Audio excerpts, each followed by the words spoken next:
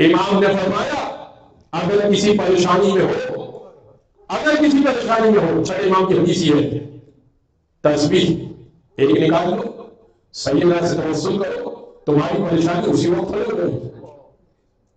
ایک تسبیح نکال لو تمہاری پریشانی، یہ ذکر کثیر ہے، یعنی آپ ہزار لوگوں کا لا الہ الا اللہ کہتے ہیں، لا الہ الا اللہ سمجھتے ہیں، اس میں اللہ کا اسم جلالہ ہے۔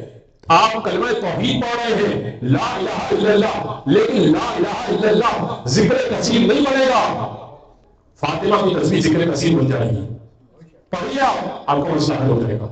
چھٹے امام کہنے لگے اپنے ایک اور راوی سے، اپنے ایک دو صحابی سے کہنے لگے، فرمانے لگے کہ بات یہ ہے تم جس طرح سے کمال، اتنی پیاری خوبصورت حدیث ہے، مجھے اتنی پسند آتی ہے حدیث۔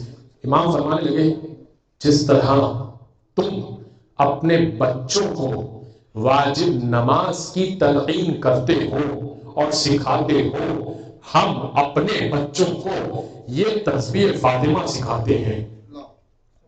کیا مطلب سمجھاؤں میں آپ کو؟ دیکھیں ہم اپنے بچوں کو واجب نماز واجب سمجھ کے سکھاتے ہیں کہ بچے یہ واجب ہے، چھوڑنا نہیں۔ اب چونکہ اہل بیت کے گھرانے میں کوئی تصور نہیں ہے کہ بچہ واجب نماز چھوڑ دے گا، تو اہل بیت اپنے گھرانے میں بچوں کو نماز نہیں سکھاتے۔ امام کہہ رہے ہیں ہم اپنے گھرانے میں بچوں کو تسبیح کی تلقین سکھاتے ہیں، تسبیح کی تلقین کرتے ہیں کہ تسبیح چھوڑنا مت، نماز سے تو پڑھ ہی رہے ہو، تسبیح لازمی پڑھنا اپنی دادی کی۔ یعنی اہل بیت کے گھرانے میں یہ تسبیح فرض ہے گویا کہ وہ چھوڑنے نہیں ہے، تو ماننے والا بھی نہ چھوڑے۔ اگر دو نمازیں پڑھیں، مغرب و عشاء، ایک میں لازمی پڑھ لیں، دونوں میں پڑھے تو بہت ہی اچھا ہے، پانچوں میں پڑھے تو بہت ہی اچھا ہے، لیکن نہیں تو کم از کم یہ ایک دو نمازوں کو اگر جمع کر کے پڑھ لیں، ایک میں آپ نے تسبیح پڑھ لی، کوئی وقت نہیں لگتا، شاید 1 منٹ، شاید 2 منٹ، اس سے زیادہ وقت نہیں لگتا۔ اس میں امپورٹنٹ بات کیا ہے، جو اہم بات ہے وہ عرض کر کے مسائل پر آ جاؤں گا۔ اہم بات یہ ہے کہ بعض لوگ اتنی تیزی سے تسبیح نکالتے ہیں، اثر نہیں ہوتا۔ وہ کہتے ہیں ہم نے 100 تسبیح نکال لی، فائدہ نہیں ہوا۔ نہیں، آپ اچھے طریقے سے تسبیح نکالیں، اللہ اکبر صحیح طریقے سے، الحمدللہ صحیح ہے، تھوڑا سا وقت اس میں زیادہ لگے گا، لیکن اللہ اکبر اللہ اکبر اللہ، یہ طریقہ صحیح نہیں۔